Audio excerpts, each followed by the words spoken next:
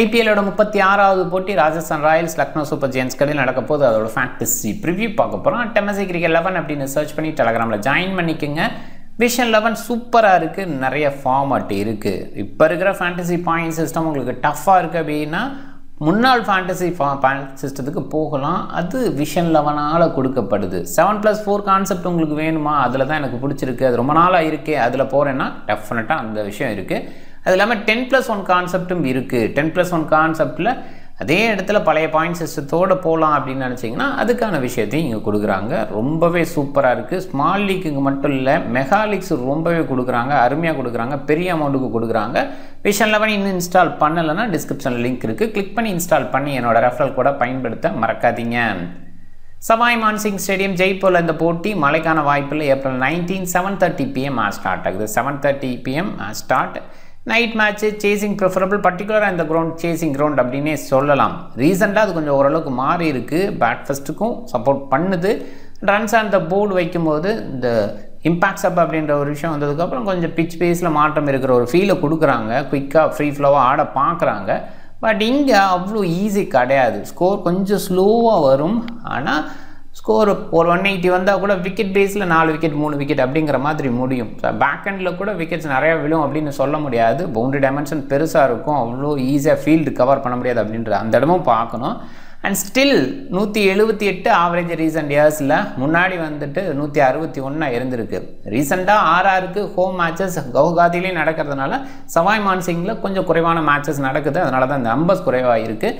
பாருங்கள், bad ஃபஸ்ட்டுக்கான wicket ஆவரேஜாக 5 இருந்திருக்கு, சேஸ்க்கான விக்கெட் வந்து ஆவரேஜாக 4 இருந்திருக்கு. இது கண்டிப்பாக T20யில் குறைவாக மற்ற ட்ராக்ஸ் எல்லாம் கம்பேர் பண்ணும்போது 6, 7 இந்த ரேஞ்சிலையும் நிறைய கிரவுண்ட்ஸ் இருந்திருக்கு. அந்த இடத்துல 5-4ங்கிறது வந்து ஆவரேஜாக கொஞ்சம் குறைவு. அண்ட் 214க்கு 2 அப்படிங்கிற ஹை ஸ்கோர் அண்ட் RR தான் 118க்கு 10 அப்படின்னு சுருண்டிருக்காங்க. அண்ட் 214 அடிக்கும்போது கூட அந்த ஹை ஸ்கோரில் 2 விக்கெட்ஸாக விட்டுருக்காங்க. அதையும் கொஞ்சம் மைண்ட் பண்ணிக்கோங்க. அண்ட் ஓவராலாக 94.8 அப்படிங்கிறது மும்பை இந்தியன்ஸ் ஃபர்ஸ்ட் இன்னிங்ஸில் அடித்த லோ ஸ்கோரு. அண்ட் 150க்கு பிலோவாக 1 டைம், 190க்கு அபோவாக 4 டைம்ஸ். மிடில் ஸ்கோர் வந்து 6 டைம்ஸு. ரீசெண்டாக தான் அந்த ஸ்கோர் வந்து பார்த்திங்கன்னா இந்த மாதிரி இம்ப்ரூவ்டாக இருக்குது. முன்னாடியெல்லாம் கொஞ்சம் 150 பிலோ கொஞ்சம் அதிகமாக தான் இருந்திருக்கு. அண்ட் அப்படி 150 பிலோவாக இருந்தால் கூட விக்கெட் பேஸில் நிறைய விழாது. அதையுமே கொஞ்சம் மைண்ட் பண்ணிக்கோங்க. RRக்கு ஹோம் அட்வான்டேஜ் நிறைய இருந்திருக்கு. கண்டிப்பாக அவங்க கொஞ்சம் பிளாக் சாயில் ப்ரிஃபர் பண்ணுவாங்க. அந்த ஸ்லோ நேச்சர் 2 பேஸ் ட்ராக்காக இருக்கும் இங்கே. அதெல்லாமே மேனேஜ் பண்ணி விளையாடுற மாதிரி தான் பிளேயர்ஸ் இருக்காங்க. நிறைய இந்தியன் பிளேயர்ஸ் டாப் ஆர்டரில் இருந்து இங்கே சக்ஸஸ்ஃபுல்லாக இருந்திருக்காங்க. இது வந்து ரொம்ப காலம் நடக்கிற ஒரு விஷயம் இந்த பர்டிகுலர் கிரவுண்டில். ஸோ அந்த இடத்துல பார்க்கும்போது அவங்களோட ரெக்கார்ட் 58 மேட்ச்சில் 37 வின்னு, 21 லாஸு. அண்ட் கண்டிப்பாக வந்து வின்னிங் அதிகமாக இருக்குது. அதில் சேஸ் பண்ணும்போது அதிக வெற்றிகள்.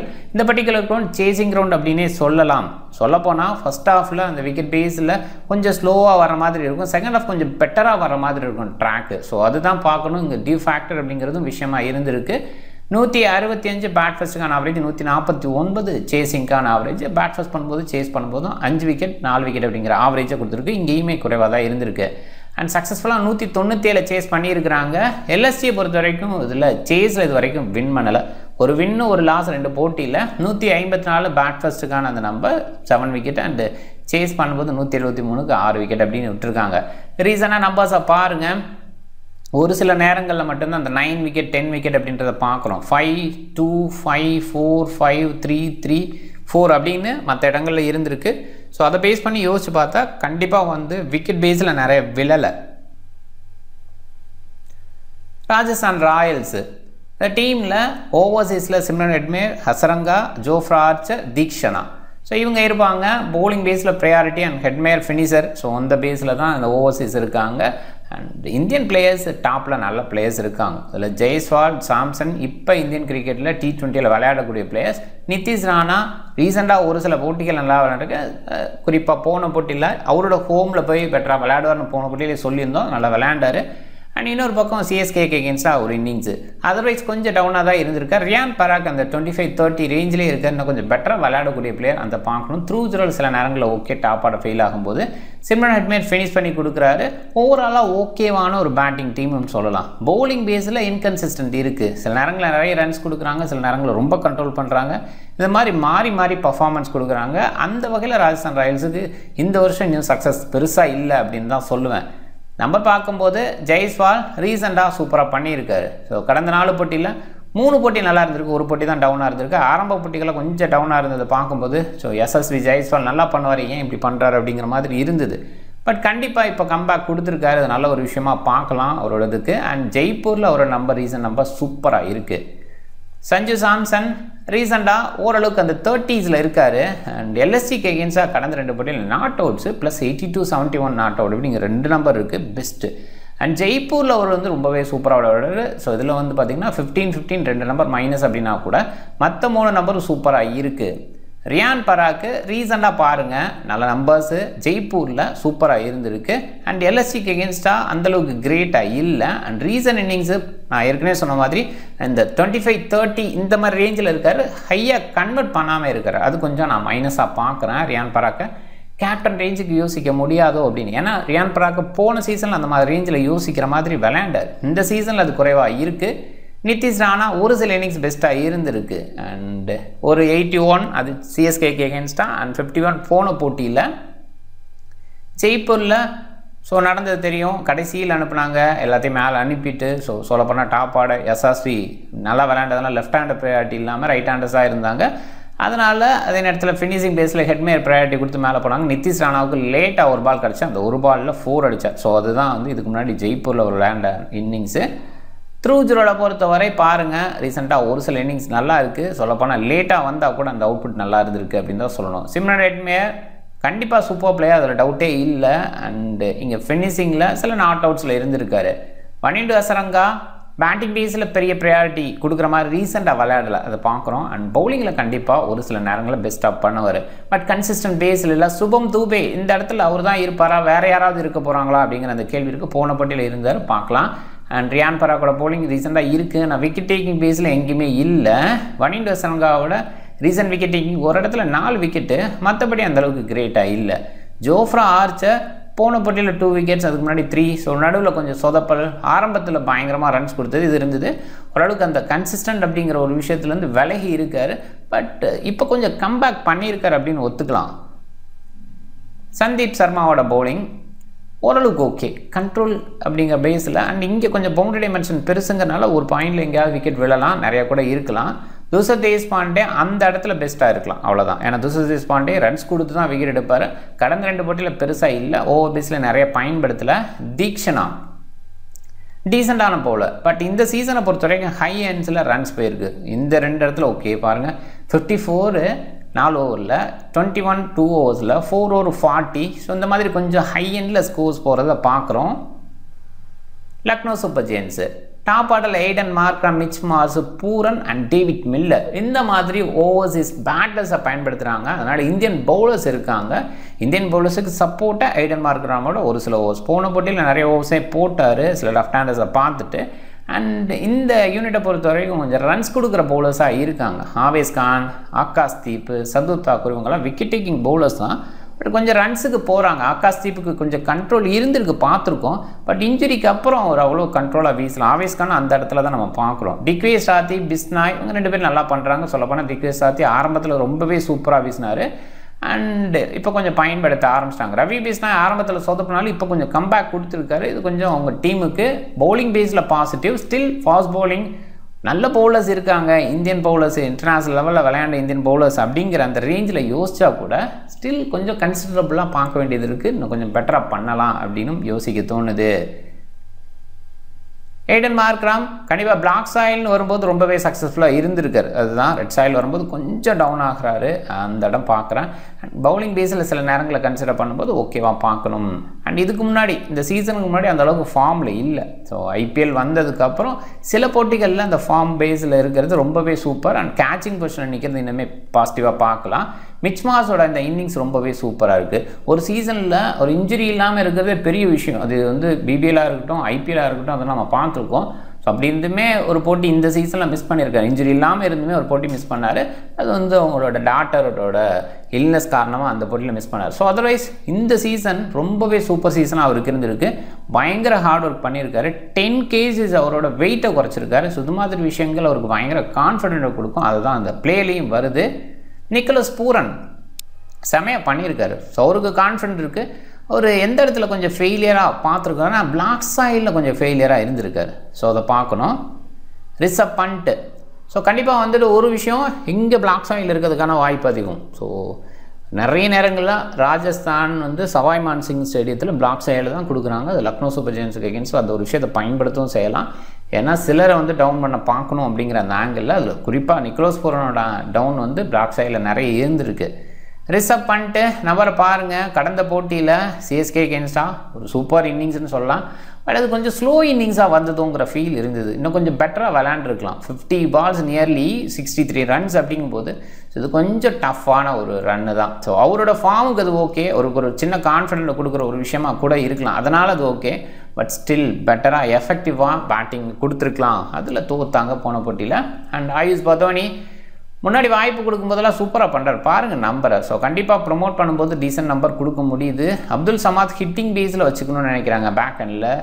இதே நேரத்தில் டேவிட் மில்லர் ஃபினிஷிங்கில் தான் வச்சுக்கணும்னு நினைக்கிறாங்க. சர்தூல் தாக்கூர் ஓரளவுக்கு பேட்டிங் எபிலிட்டி இருக்குது, சில நாட் அவுட்ஸில் முடிச்சிருக்காரு. பவுலிங் பேஸில் எடன் மார்க்ராமோட பவுலிங் போன போட்டியில் தான் இருந்தது. அதுக்கு முன்னாடி இந்த சீசனில் ஒரு ஓவர் வீசினார், 15 ரன்ஸ் கொடுத்தாரு. ஸோ அது ஒன்று தான். அது 12th ஏப்ரல் நடந்தது. அதுக்கப்புறம் ஒரு 4 ஓவர் முழுமையாக வீசினார். கண்டிப்பாக கண்ட்ரோலாக வீசினார், அது நமக்கு பாராட்டணும். 4 ஓவரில் 25 கொடுக்குறது சாதாரண இல்லை.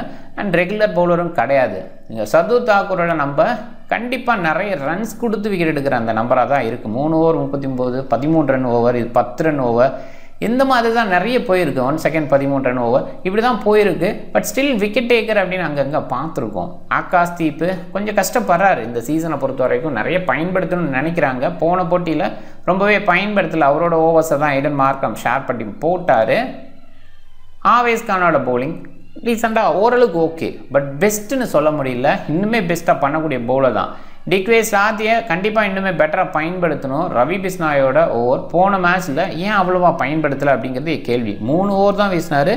அண்ட் எம்எஸ் தோனிக்கு எகென்ஸ்டாக கூட ரவி பிஸ்னா எடுத்துகிட்டு வந்திருக்கலாம். MS Dhoni leg break googly வீக்காக இருந்து பார்த்துருக்கோம். ஸோ அந்த வகையில் ரிஷப் பண்டோட அந்த கேப்டன்சி கேள்விக்குறியாக இருக்குது. அந்தளவுக்கு கிரேட் கேப்டனை நான் பார்க்க முடியல. ஸோ எனிவே பார்க்கலாம், கற்றுப்பார்.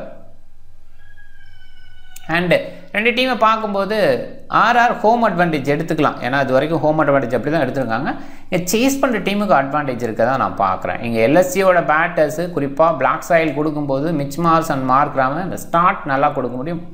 இங்கே மார்க்ராம் பிளாக் சாயிலில் பெஸ்ட் பேட்டராக இருந்திருக்காரு. அண்ட் கொஞ்சம் டவுனாக வந்து நிக்கோலஸ் பூரன் இருந்திருக்காரு. நான் பிளாக் சாயில் இருந்தால் இங்கே இருக்கிற டாப் ஆர்டர்ஸ் ஓரளவுக்கு டீசெண்டாக விளையாட முடியும். ஆனால் இந்தியன் பிளேயர்ஸ் நிறைய நேரங்களில் பிளாக் சாயிலில் சக்ஸஸ்ஃபுல்லாக இருந்திருக்காங்க. ஸோ அந்த பேஸில் ஆர்ஆருக்கு கொஞ்சம் அட்வான்டேஜ். அண்ட் பவுலிங் பேஸில் வீக்னஸ் அப்படிங்கிற மாதிரி எல்எஸ்சி ஷோ பண்ணுறாங்க. உங்களோட ஃபாஸ்ட் பவுலிங் பேஸில் கண்டிப்பாக இங்கே ஸ்பின் பேஸில் கொஞ்சம் ஓகேவாக எடுக்கும் பிளாக் சாயில்னா கூட. ஃபாஸ்ட் பவுலர்ஸ் கரெக்டான ஏரியாவில் பிச் பண்ணோம். அந்த இடத்துல மிஸ் பண்ணாங்கன்னா கொஞ்சம் டஃப் தான். பட் ஸ்டில் வேரியேஷன் கொடுக்குற சர்தூல் தாக்கூர் இங்கே பிளாக் சைடில் கொஞ்சம் பெட்டர் அவுட்புட் கொடுக்கலாம் அப்படின்றது இருக்குது. அண்ட் ஆர்ஆரை பொறுத்தவரை ஒரு பாயிண்டில் யோசிக்கணும், இங்கே வெரைட்டி கொடுக்குற பவுலர்ஸ் இருக்காங்க. மேபி சில நேரங்களில் மட்டும்தான் வராங்க. இங்கேயுமே அந்த ப்ராப்ளம் இருக்குது. சதீஷ் பாண்டே, சந்தீப் சர்மா இவங்கெல்லாம் கொஞ்சம் ரன்ஸுக்கு போகிறாங்க. சில நேரங்கள் ஆர்ச்சர் இனிஷியல் ஓவர்ஸில் ரன்ஸ் கொடுக்காட்டியும் பேக் ஹேண்டில் வந்து நிறைய ரன்ஸ் கொடுத்துறாரு. ஓரளவுக்கு கண்ட்ரோலாக ஹசரங்கான் தீக்ஷனாக தான் பார்க்கலாம். அண்ட் ஆர்ஆருக்கு அட்வான்டேஜ் ஓவராலாக இருக்குது.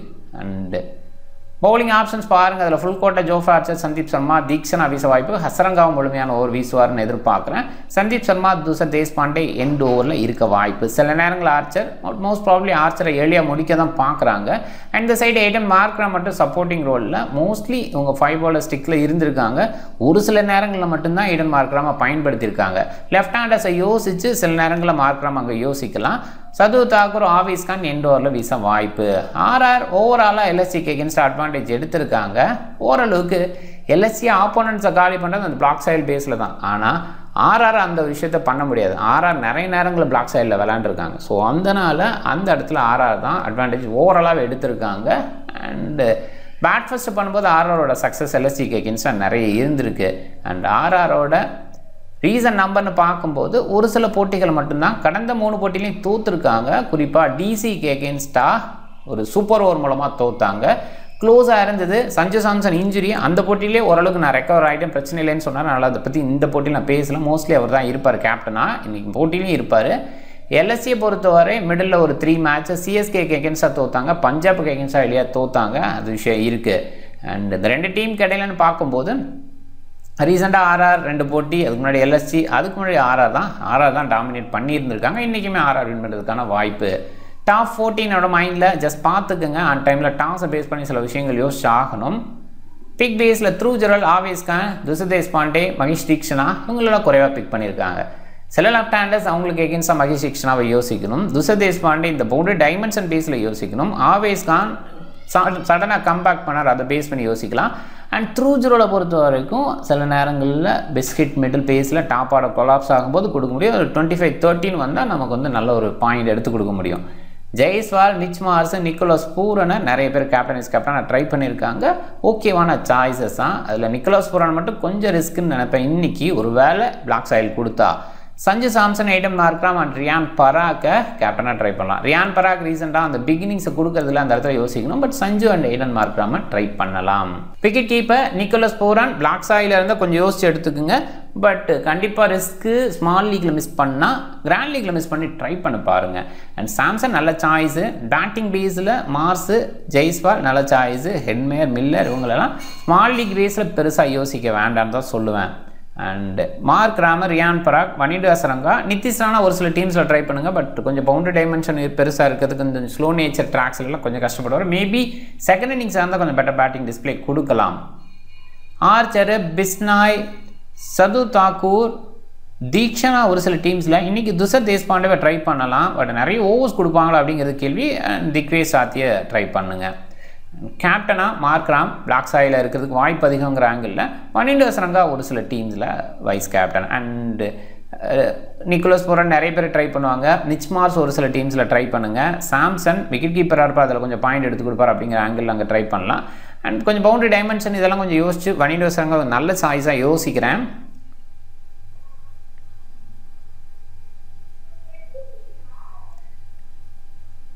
டீம் பாருங்கள். ஃபைன். நீங்கள் டிஃப்ரெண்ட் டீமை ட்ரை பண்ணுங்கள். இந்த வீடியோ பிடிச்சிருந்தா லைக் பண்ணுங்கள், உங்கள் ஃப்ரெண்ட்ஸுங்களுக்கு ஷேர் பண்ணுங்கள். சேனலை சப்ஸ்கிரைப் பண்ண மறக்காதீங்க. மிக்க நன்றி.